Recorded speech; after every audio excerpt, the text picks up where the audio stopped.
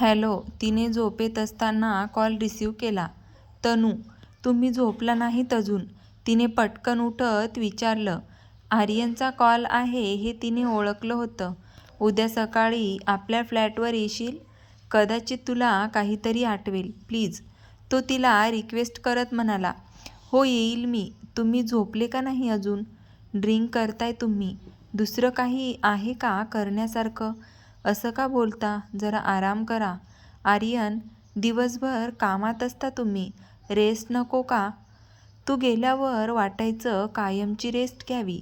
तुझ्या मिठीत जो सुकून होता तो दुसरा कुणीकडेच नाही. तनू, रोज रात्री तुझ्या मिठीत सगळा थकवा निघून जायचा. तुझं प्रेमाने मला सावरणं, माझ्यासाठी सर्व काही करणं, सगळं मिस करतोय मी.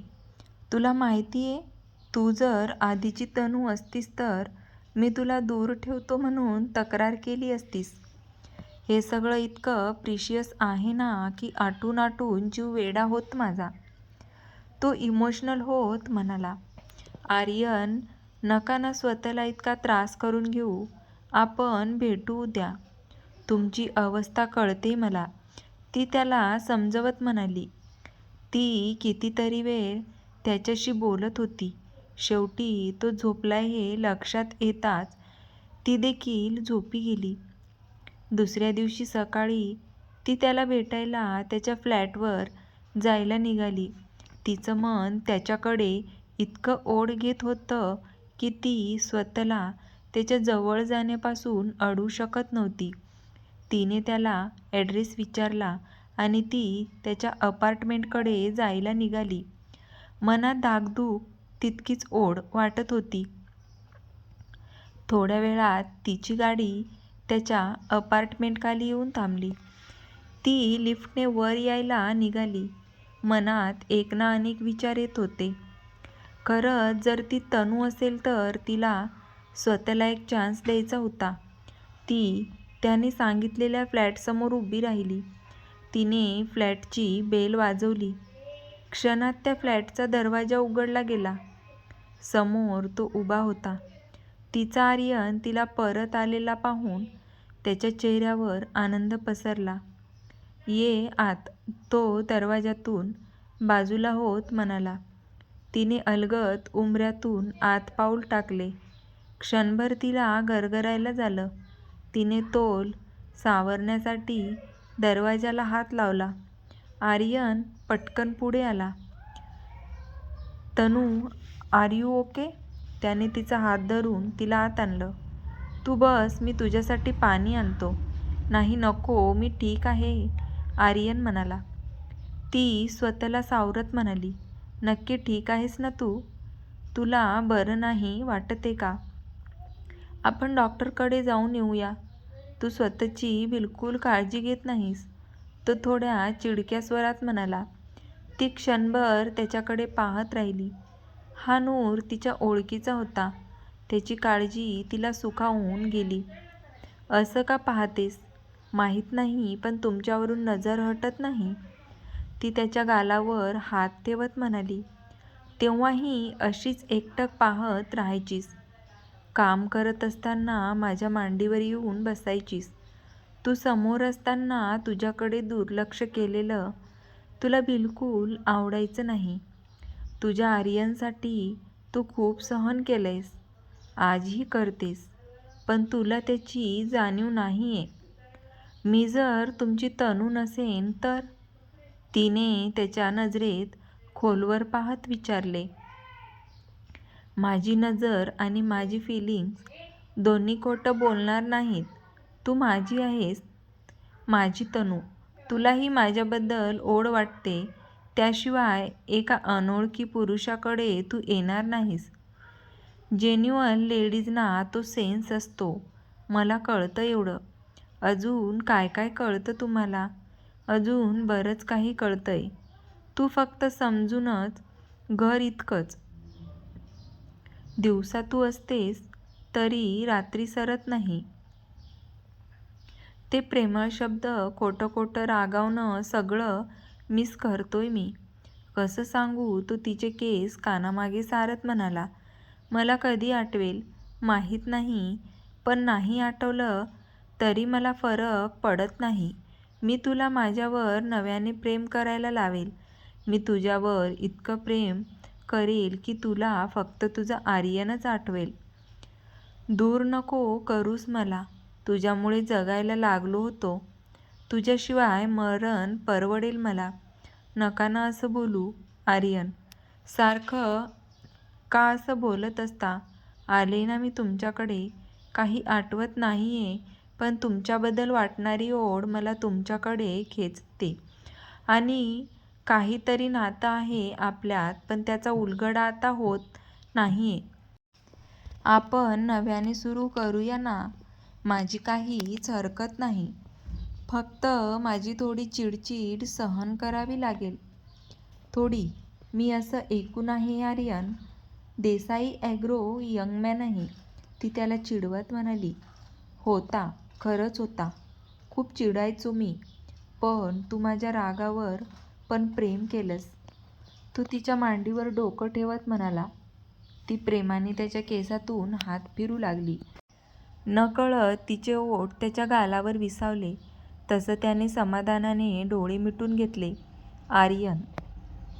भूक लागले खूप, ती क्यूट फेस करत म्हणाली. मी काहीतरी नाश्ता करू? नाही, नको. मी नाश्ता मागवलाय, तू फ्रेश हो ना. आल्यापासून इथेच बसवलंय मी तुला. चल माझ्यासोबत. तो तिला जुन्या आठवणी सांगत होता. बोलताना त्याच्या चेहऱ्यावरचा आनंद पाहून तिचं मन भरून आलं. किती लकी होती तनू. खरंच मी तनू असेन का? जर मी तनू असेन तर हा एवढा हुशार, हँडसम, तितकाच प्रेमळ माणूस माझा नवरा होता. असं काय झालं माझ्या बाबतीत जे मी माझा भूतकाळ विसरले? शार्दूलला पाहून असं कधी वाटलंच नाही की या माणसाचा माझ्याशी संबंध असेल. पण आर्यनसमोर दिसले तरी हृदय धडधड करू लागतं. नक्कीच आमचं कनेक्शन आहे. आर्यन तिला त्याच्या बेडरूममध्ये घेऊन आला.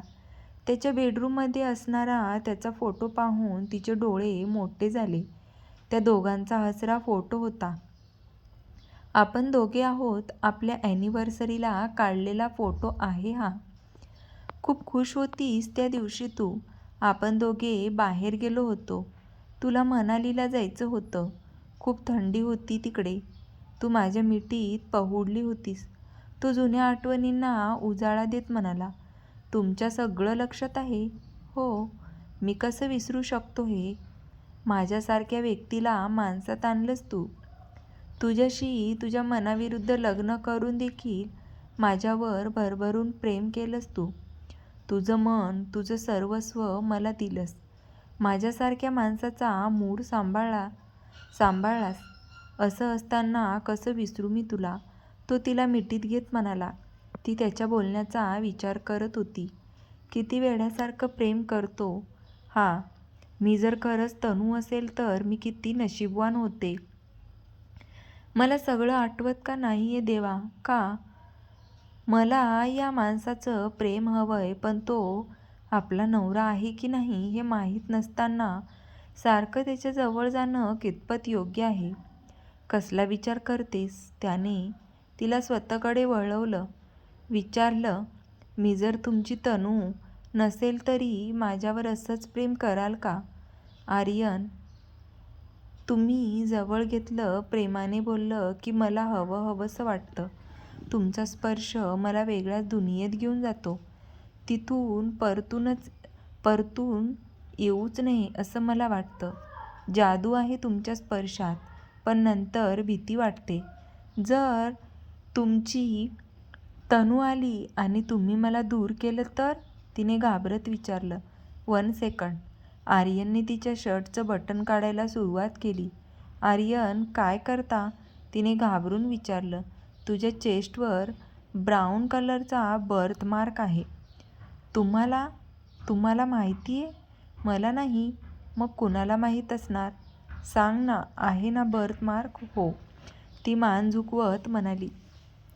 तुझ्या डाव्या पायाच्या मांडीवर थोडं भाजल्यासारखं निशाण आहे. आहे ना निशाण? आर्यन. अजून काही पुरावे हवेत का? हवे असतील तर देतो, मला काही प्रॉब्लेम नाही. माझ्या वाईफची नस ओळखतो मी. तुला मी बोललो ना, आमच्या आयुष्यात अशी एकही रात्र नव्हती जेव्हा आम्ही एकमेकांच्या जवळ आले नसू. तनू मला सोडून कधी कुठेच गेली नाहीये. मला मान्य आहे तुला नाही, तुला काही आठवत नाही. मी तुला सांगत पण नाहीये की आठव सगळं. भले तू माझ्यावर नव्याने प्रेम कर, पण मला माझ्या हक्काचं प्रेम हवंय तनू. काही जुनं आठवू नकोस. फक्त तुला या क्षणी माझ्याबद्दल काय फील होतंय त्यावर लक्ष दे. करेल आर्यन, फक्त तुमच्यावर फोकस करेल. तुम्ही जवळ आलात की असं काही फिलिंग येतं ना, की तुमच्याशिवाय मला माझं आयुष्य शून्य वाटतं. पण आपला ॲक्सिडंट कसं कुणी घडू, त्यासाठी मी आहे ना. मी काढेल शोधून. इतक्या सहज मी कुणालाही सोडत नाही तनू. तू फक्त माझ्याबरोबर राहा. तो तिच्या हातावर ओठ टेकवत म्हणाला. मी तुमच्या सोबत आहे, ती त्याच्या छातीवर डोकं ठेवत म्हणाली. त्याच्या मिठीत अगदी शांत शांत वाटत होतं तिला. तनू, कॉफी घेऊया. मी बनवू आपल्यासाठी? ठीक आहे. मी पटकन रेडी होऊन आलो, तो म्हणाला. तो तयार होणार म्हणून ती बाहेर निघून आली. तिचा हळूहळू विश्वास बसायला लागला होता की तीच तनू आहे. खास करून आर्यनबद्दल वाटणारी ओढ, त्याच्याबद्दल येणारा फील, सगळं काही हे सांगत होतं की ती आर्यनची तनू आहे. ती कॉफी बनवत असताना तिचा मोबाईल वाजला. दर्शीलचा कॉल होता. तिने वैतागून कॉल रिसीव्ह केला. आहेस कुठे तू? माझ्या कामासाठी बाहेर आलोय. कसलं काम? ना तू आपल्या ऑफिसला आहेस ना देसाई इंडस्ट्रीमध्ये. मग आहेस कुठे तू? नवीन आशिक शोधलाय काय? मज्जा करत असशील त्याच्यासोबत, नाहीतरी तुझ्या गरजा पूर्ण होत नसतील. मग शोधला असशील कुणीतरी. तुझी ही नाटकं माझ्यासमोर चालणार नाहीत हा तनू. तुला कळतंय का तू काय बडबड करतोय? मी तुझी कुणीही नाहीये, समजलं तुला? त्यामुळे मी कुणासोबत जाते, काय करते याच्याशी तुझा काहीही संबंध नाही. संबंध नाही? ज्या वेळेस माझी बायको बनशील ना, तेव्हा तुला तुझी खरी लायकी दाखवून देईल. मी आणि तुझ्याशी लग्न अजिबात नाही, समजलं? मी तुझ्याशी लग्न करणार नाही. करावं लागणार. जास्त फडफड केलीस तर तुझी अशी वाट लावेल ना की तो पुढे बोलणार. इतक्यात आर्यनने तिच्या हातातून मोबाईल काढून घेतला आणि कॉल कट केला. तू त्या मूर्ख माणसाची बडबड का ऐकत होतीस? मला समजेल. काही गरज नाही तिकडे राहायची. आपला फ्लॅट आहे, इथे येऊन राहा. ऐक ना आर्यन, मला मान्य आहे मी इथे येऊन राहू शकते, पण प्रॉब्लेम असा आहे की मॉमची तब्येत बरी नाही. आधी त्या ठीक होत्या, पण जेव्हापासून दर्शीलची फॅमिली आले त्यांची तब्येत खालावत चालली. मी त्यांना दवाखान्यात घेऊन जाणार. त्या माझ्या कुणीही नसल्या तरी माणूस म्हणून मी एवढं तर करू शकते ना. तुझं काय मग त्या मूर्ख दर्शीलने तुला काही केलं तर? मला सहन होणार नाही हा, आत्ताच सांगतोय. नाहीतर मीच बंदोबस्त करतो त्याचा. शांत व्हा ना आर्यन. असं आताताईपणे वागून कसं चालेल? आपण पेशन्सने सर्व हँडल करायला हवे. प्लीज आर्यन. मला नाही जमणार.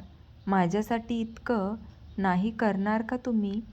ती त्याच्या गालावर हात ठेवत त्याच्या नजरेत पाहत म्हणाली. तुझ्यासाठी काहीही करू शकतो मी, पण म्हणून तुझा जीव धोक्यात घालणं मला जमणार नाही, समजलं तुला? तुला फक्त मी स्पर्श करू शकतो. तुला फक्त मी फील करू शकतो. तुझ्या नसनसात, तुझ्या श्वासात फक्त आर्यन हवे. तनू, दुसरं कुणी तुझ्या वाऱ्याला उभं राहिलं तरी मला सहन होणार नाही, तो अग्रेसिव्हपणे म्हणाला. ती त्याच्याकडे एकटक पाहत राहिली. त्याच्या प्रत्येक शब्दात जुनून होता, वेडेपणा होता. तिला मिळवण्याची आस होती. तिच्यासाठी तो कुठल्याही हद्दपार करू शकत होता. तिने अलगद त्याच्या मानेवर ओठ टेकवले. तिच्यासाठी कुणीतरी इतकं वेडं असू शकतं. काय होतं तिच्यात? सर्वसाधारण मुलीसारखीच होती ती. तरी तो तिच्यावर जीव ओवाळून टाकत होता. लवकरच ती दर्शीलला मार्गाला लावणार होता. पण त्याला हे माहीत नव्हतं की यावेळेस त्याच्यासाठी हे सोपे असणार नव्हतं. त्याच्या प्रेमाला मिळवणं म्हणजे दिव्यातून जाण्यासारखं होतं. आर्यन आणि तनू वेगवेगळ्या टाईमला ऑफिसला निघून आले. तिच्यावर अजूनही त्याच्या स्पर्शाची धुंडी होती. या माणसाच्या सोबत राहून आपण वेडे तर होणार नाही ना, असं तिला वाटून गेलं. आज ती काम करत असताना तिचं म्हणावं तितकं कामात लक्ष लागत नव्हतं. तिच्या डोक्यात सतत तेच विचार फिरत होते. कोण होतं ज्यांनी तिचा आणि आर्यनचा ॲक्सिडंट घडवून आणला? असं कोण होतं ज्यांना ते दोघे खुपत होते? आर्यनचे शत्रू होते त्यातले तर कुणी नव्हतं ना? असे एक ना अनेक प्रश्न तिच्या मनात फेर धरत होते. ती विचार करत असताना तिचा फोन कणानला. मिस्टर सोहोनी यांचा कॉल होता. तिने लगेचच कॉल रिसीव्ह केला. Hello dad. काय, कुठल्या हॉस्पिटलला? हो, मी लगेच निघते. हो, आलेच मी. दिशाने कॉल कट केला, गाडीची चावी घेतली आणि पळत बाहेर पडली. आर्यन नवीन प्रोजेक्टवर काम करत होता. सिमी त्याच्या केबिनला आली होती. तो तिला काही पॉईंट सांगून त्यावर काम करायला देत होता. सिमी, मी सांगितलं त्याप्रमाणे पीपीटी तयार झाली की मला आणि दिशा मॅम दोघांनाही मेल कर. काही चेंजेस असतील तर ते मी तुला सांगतो. Okay sir. पण दिशा मॅम ऑफिसला नाही आहेत. ऑफिसला नाही आहेत? पण त्या सकाळी आल्या होत्या ना? त्याने विचारले. हो सर, आल्या होत्या. पण मगाशीच त्या घाई गडबडीत बाहेर गेल्या. कदाचित काही इमर्जन्सी आली असावी. ठीक आहे. तुझ्या हातातील काम झालं की तू त्यांना कॉल करून बघ. हो सर, सिमी म्हणाली. ती त्याचा निरोप घेऊन निघून गेली. दिशा अचानक कुठे गेली? काही प्रॉब्लेम तर केला नाही ना तिने?